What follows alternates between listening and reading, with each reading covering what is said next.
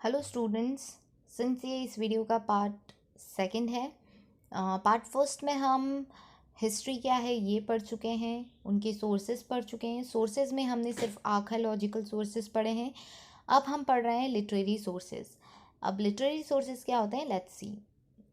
The written records of history are known as literary sources. वो सारे record जो हमारे पास रिटर्न में अवेलेबल हैं वो लिटरेरी सोर्सेज कहलाते हैं। These records were written on animal skin, clay, tablets, rocks, pillars, walls and wood before the invention of paper. अब ये जो सारे रिटर्न रिकॉर्ड्स थे ये किस पे लिखे जाते थे, सिंस पेपर उस टाइम पर इन्वेंट नहीं हुआ था। तो ये सारे रिकॉर्ड्स लिखे जाते थे animal skin, clay tablets, rock pillars, walls and would. Now first form हम देख रहे हैं लिटरेरी सोर्स का, that is manuscripts. Manuscripts basically जो हैंड रिटर्न वर्क होता था, जो हैंड रिटर्न हाथों से लिखा जाता था, उसे मैन्यूस्क्रिप्ट्स कहते थे। Early literary records were hand written. जो अर्ली रिकॉर्ड्स थे वो हैंड रिटर्न होते थे and they are called manuscripts, और उन्हें मैन्यूस्क्रिप्ट्स कहते थे। Manuscripts were written on palm leaves, the bark of birch tree and later on paper. Manuscripts initially palm leaves और birch tree की bark पर लिखी जाती थी and after the invention of paper it was written on papers. Over the year many of these manuscripts got destroyed. Over a time ये सारी manuscripts धीरे धीरे destroy होने लगी. Some of them are still preserved in temples, monasteries and archives. और उसमें से कुछ ऐसी मैन्युस्क्रिप्ट्स हैं जो आज भी प्रिजर्व्ड हैं कुछ टेम्पल्स में, मोनेस्टरीज में एंड आर्काइव्स में। What are archives? Archive a place where collection of historical documents are stored, right?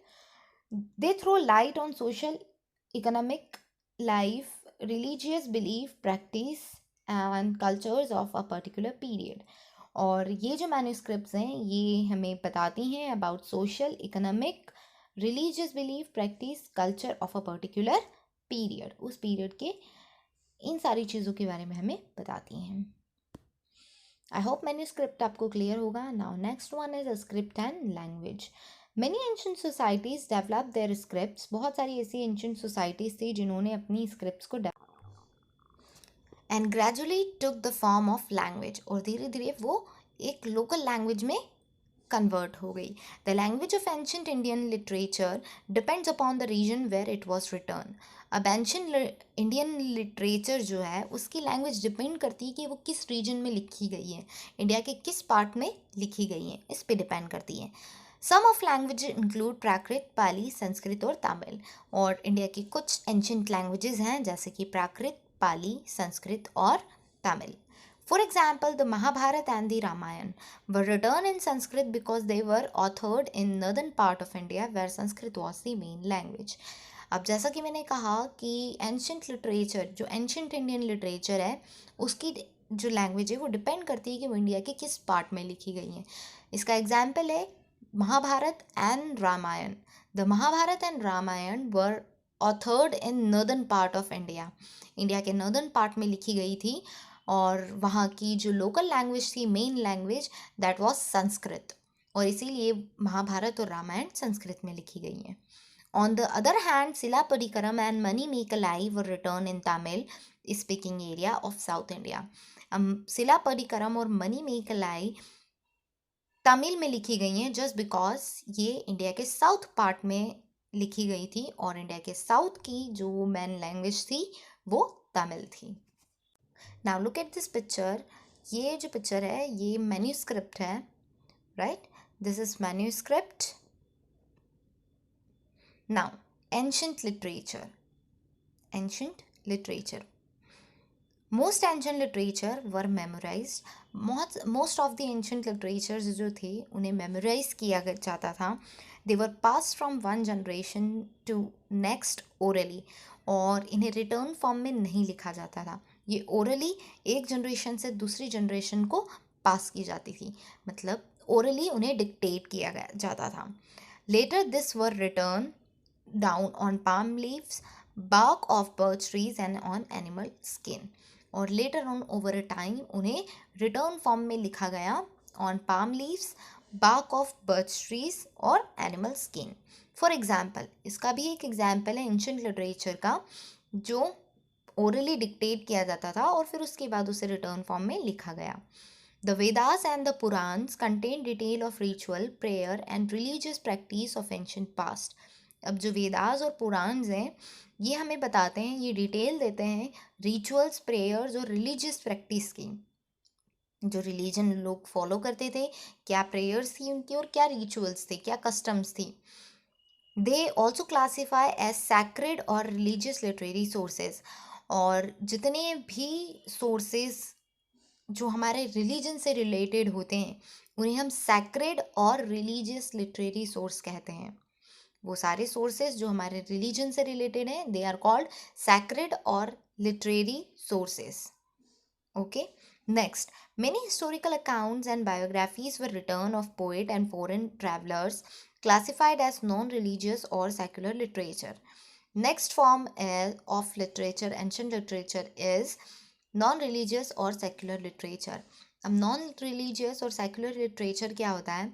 वो सारे literatures जैसे कि autobiographies या historical accounts जो किसी एक पर्टिकुलर किंग के ऊपर या पर्सन के ऊपर लिखा जाता था और उसे फॉरेन ट्रैवलर्स या पोएट्स लिखते थे, उसे हम कहते हैं नॉन रिलीजियस और secular literature.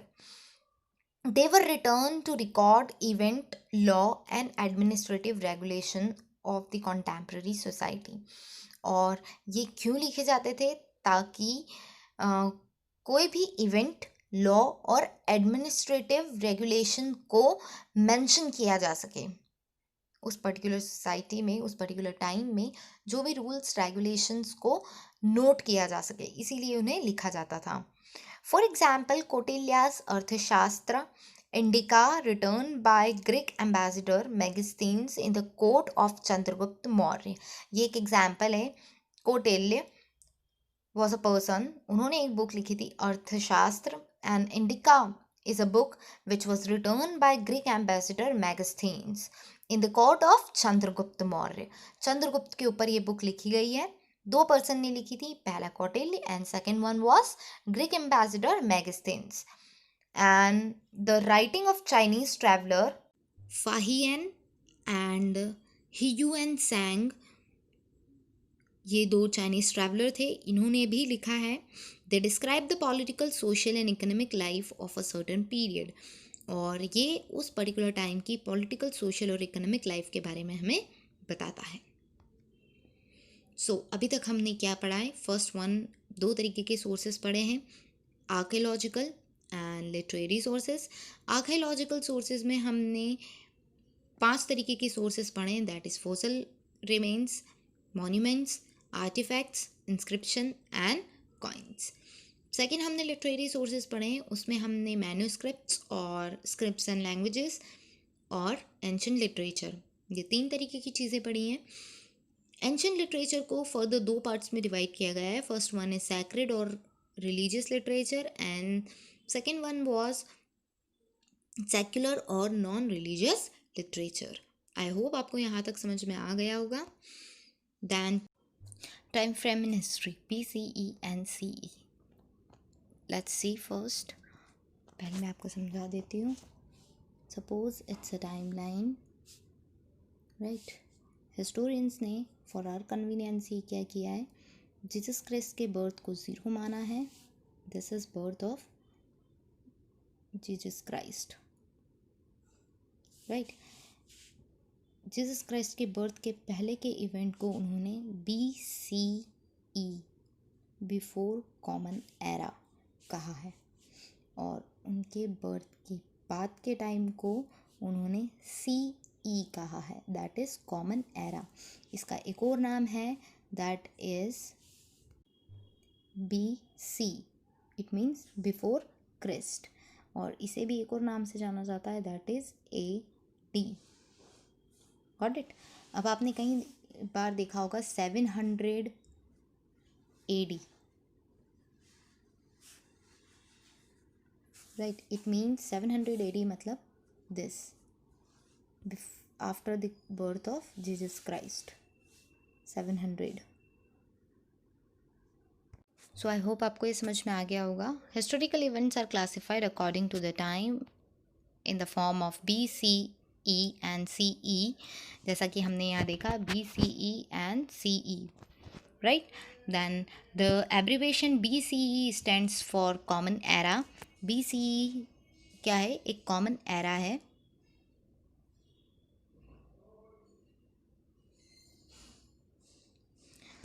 It refers to the period in history before the birth of Jesus Christ. It was earlier known as BC, that is before Christ. Before Christ, right? Then CE stands for Common Era. CE का मतलब क्या होता है? Common Era. It refers to the period in history after the birth of Jesus Christ.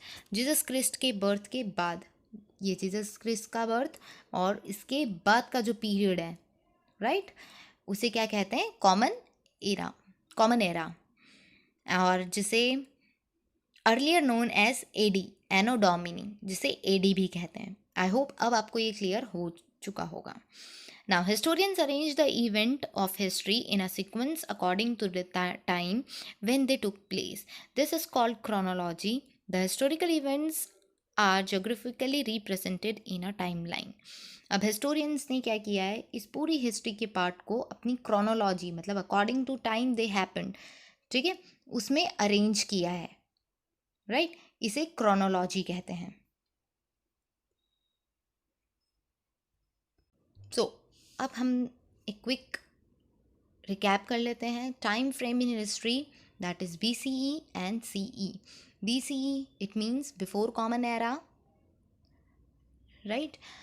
It refers to the period in history before the birth of Jesus Christ, earlier known as BC. And second is common era. पहला BCE था, second क्या है? CE. The period in history after the birth of Jesus Christ, earlier called AD. Historians arrange the event of history in a sequence of time when they took place is called chronology.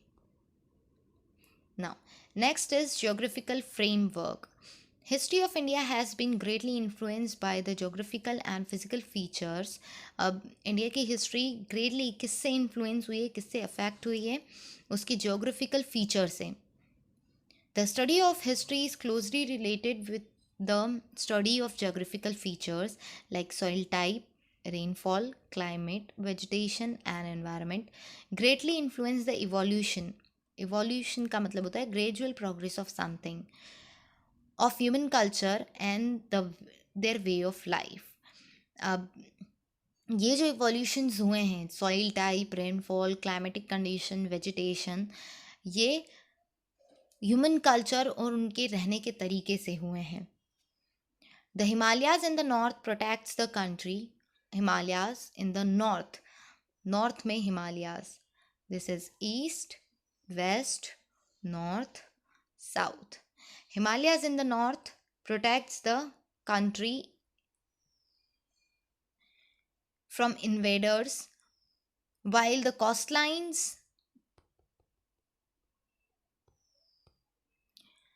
coastlines of peninsular India facilitate foreign trade. अब जो coastlines है, नीचे का जो part है, इसे हम coastal area कहते हैं. तो इसके कारण हम foreign trade easily कर पाते हैं, right?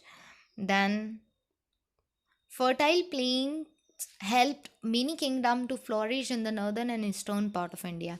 जो इंडिया का northern